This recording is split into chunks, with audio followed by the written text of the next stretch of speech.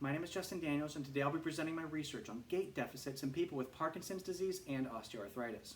Parkinson's disease is a disorder involving the basal ganglia that's impacted over 10 million people around the world. Common symptoms of Parkinson's disease include tremor, bradykinesia, rigidity, and gait dysfunction. Recent evidence suggests that comorbid conditions can exacerbate these motor symptoms, specifically comorbid osteoarthritis.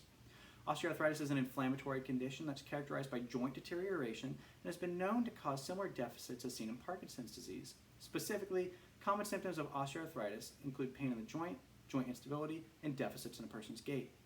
Literature has also reported that osteoarthritis is the most underdiagnosed chronic condition in the world, with an estimated 80 to 90% of people lacking a diagnosis despite having radiographic evidence.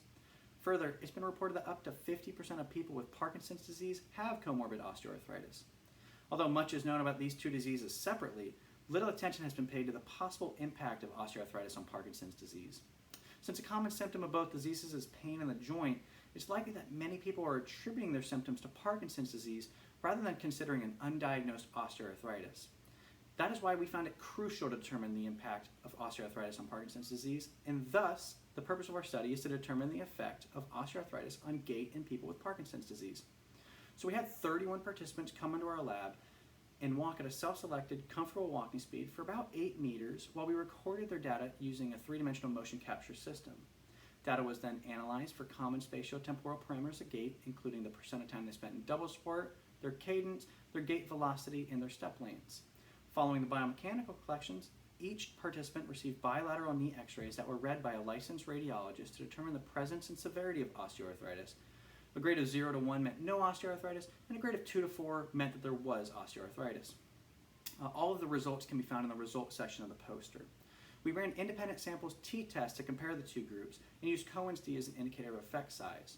Our data shows that 2 of our data points, specifically the percent of time they spent in double sport and their gait velocity, approach statistical significance. This is confirmed by our large effect size, which shows that significant differences did exist.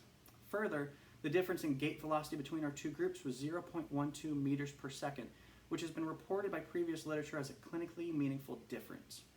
Additional studies might still be needed to determine the effect of osteoarthritis on other spatiotemporal parameters of gait, as well as the effect it might have on static balance and joint moments during dynamic movements.